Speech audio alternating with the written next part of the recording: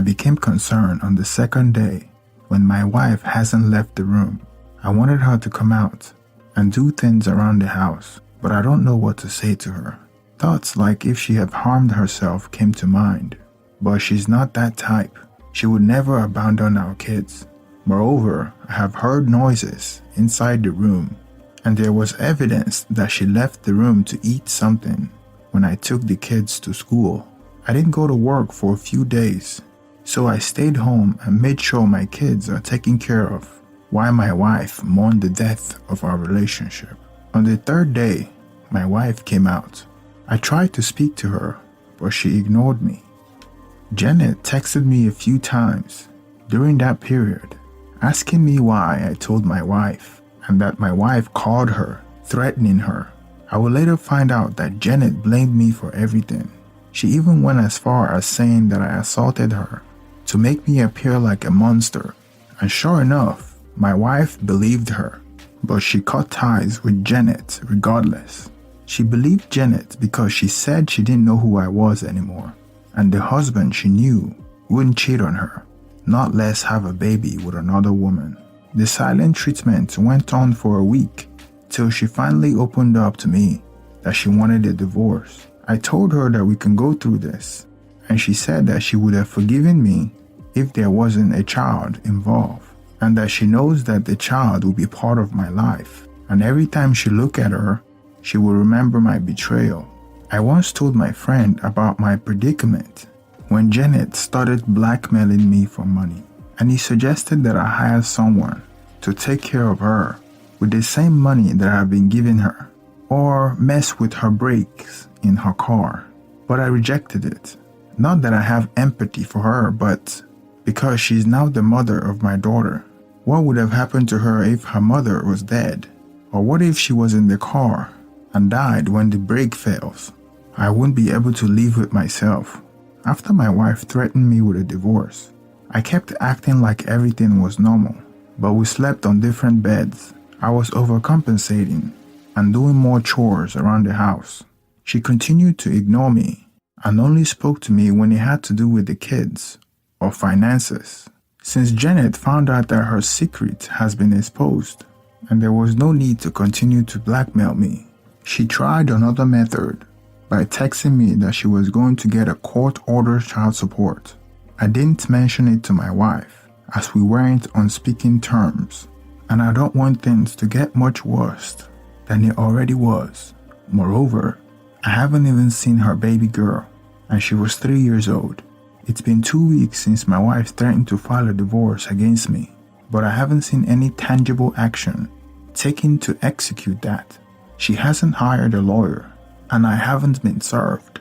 The only difference was that she was giving me the silent treatment, and we were sleeping in separate bedrooms. She would do little things that shows that she doesn't care about me anymore, like cooking dinner and not leaving any for me. One afternoon, I received a text message from Janet telling me that she wants to speak to me and that we should meet at a restaurant not far from my house. At first, I didn't want anything to do with her, but I had to face the reality that I have a child with her, and I had to develop some sort of lines of communication. And because it's clear she wanted my money and presence in the child's life. When I got to the restaurant, she was there waiting at a table of two. The look of her repulsed me. To me, she seemed like the devil, a used-up woman. I couldn't believe that I fell for her. After I sat down, the waiter came over and asked me what I wanted to drink. I said nothing, and Janet told me that I better relax because we're going to be here for a while. It was almost like she felt like she was still in control. She had gotten used to talking to me any way she wants. I responded that this is not a friendly meeting, and we're here to talk about my daughter. She started going on about how the child is doing, how she can't wait for her to start going to school, how she's struggling as a single mom and needs a babysitter. She somehow knew my wife was going to divorce me. Maybe my wife told her, and she suggested that if she kicks me out of the house, I am welcome to come and stay with her for a short period of time while I think things through. I know the game she's playing, but I wasn't interested. I told her that we're here to talk about the child, I went straight to the meat of the conversation and asked her when she will be available for me to come over and see the child. She said she's available anytime that I am. So I told her that I will be coming over the next day and we should meet at the children's park, not at her place. She agreed to that, and I left the restaurant without so much as a glass of water. When I got home, my wife was waiting for me on the front door. She looked angry. She asked me where I was coming from, like she knew I went to meet Janet. She blocked the door and told me that I'm not getting into my own house and that I should go back to where I came from. All the silent treatment and ignoring me have culminated to this moment. This would be the final engagement before she finally moved forward with filing a divorce. I wasn't going to answer her or do what she wanted, and I was going to sleep in my house that night. I have had enough of this. I didn't want my neighbors to see us fighting on our front door, so I pushed her away from the door like she weighed nothing, and she fell on the porch flowers, and I got into the house. She returned back into the house and held me by my shirt. We started arguing. She was calling me all sort of names, and now I've destroyed our good marriage. I told her that she was the one that was naive. I reminded her that Janet was her mentor. I told her that in her next marriage, she would learn how to screen evil women around her and not introduce them to her husband. She responded that she trusted me and she believed in me. I responded that it's not about trust. It's about pushing Janet on me. We were screaming on top of our lungs, and our kids have already been awoken. She was slowly releasing the grip she had on my shirt. Almost like for the first time, she was realizing that this wasn't entirely my fault. I didn't go out there seeking for a woman to have an affair with. She was offered to me on a platter. She invited the rattlesnake to our home for dinner. She didn't let me rest that night. We haven't argued like this before since we became a couple. She followed me to the guest room, saying that she can't sleep in the same house with me that night. I pushed her out of the guest room and locked the door to get some sleep, but she wouldn't stop banging at the door for hours. Clearly, I wasn't going to sleep that night. My kids were crying, and my wife didn't care. That was unlike her. I realized how hurt she was, and I made up my mind that I was going to sleep in my car.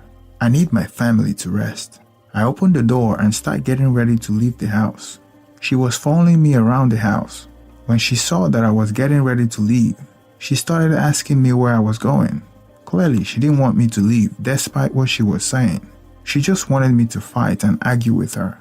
I sat in my car for hours, but I couldn't go to sleep. I made a fateful decision by calling Janet and asking her if I could come and sleep on her couch that night. I knew I shouldn't have done that. I knew I had finally given her what she wanted. The truth is, I have decided that she have won, and my wife has successfully invited the snake and allowed her to steal her family. I could have called my friends, but I didn't. I was just spiteful and doing it out of spite for my wife. Even more because I was underslept and tired of this whole mess. For the first time in 3 years, I saw my daughter. Indeed, she looked nothing like me. I was in Janet's living room talking to her when I heard a bang on her door. I thought it was the police or something, but I soon heard my wife calling me outside. Me and Janet had this look of shock on our face. How did she know I was here?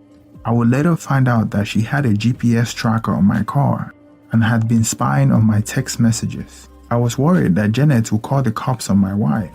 When I got outside, my wife tried to force herself into Janet's apartment to fight her. She was really looking for someone to fight that night. I have never seen her like this before. I dragged her to her car as she was kicking and screaming. I left my car behind and drove her car back home. She kept quiet on our way home, and we got into the house like everything was normal, like she wasn't trying to choke me to death a few hours ago. It was about 2 p.m. when we got home. I went into the guest room to sleep. Before morning, my wife opened the door to the guest room and quietly joined me in bed. She cuddled next to me like she wanted me to hold her. and we slept quietly till morning. After that day, she didn't invite me to the master's bedroom. She would join me in the guest room. We would make love, then she would leave in the morning. When I received a text from Janet asking me to see her, I just ignored it. This went on for about 2 weeks, till things started normalizing between me and my wife. One day my wife came home with the mail. She had already opened one that was meant for me, and she told me that Janet had filed for child support, and I was supposed to show up to court with my financial documents. Me and my wife were now speaking openly, and she told me that she thought Janet had a boyfriend, and she showed her pictures of her boyfriend. That was news to me because I never knew she had a boyfriend, and I didn't know she was sleeping with another man the same time she was sleeping with me. I knew she got pregnant right about the time we were being intimate. I was certain that the girl was mine. I never questioned it because everything checked out, but still, I wanted a DNA test to be certain that she was mine. When we appeared in court, Janet was shocked when I told the judge that the baby was not mine. I filed a petition asking the court to establish that I am the biological father, so the paternity test was ordered by the judge. I went to the clinic with Janet and my daughter. Janet was mad that the order was issued, almost like I wasn't entitled to confirm whether the child was biologically mine. The administrator at the clinic took my cheek swab and told me that it would take 4 to 6 weeks before the result comes out. The court rescheduled the date of our next court meeting in 8 weeks. Janet wanted the court to issue financial support for her while we wait for the court date, but she was denied until the paternity was established. I knew I was the father, but I was just trying to drag it along. Plus, it wouldn't hurt to be certain before I stopped paying child support for a child for the next 15 years. Things became normal in my home. My wife accepted the fact that I have a child outside our home. She accepted the fact that I didn't go out there looking for trouble. She invited trouble to our home, and I was too weak and fell for it. On the court date, my wife wanted to come with me, but I refused. She insisted that we're both in this together. When we got to court, she wouldn't stop staring down at Janet.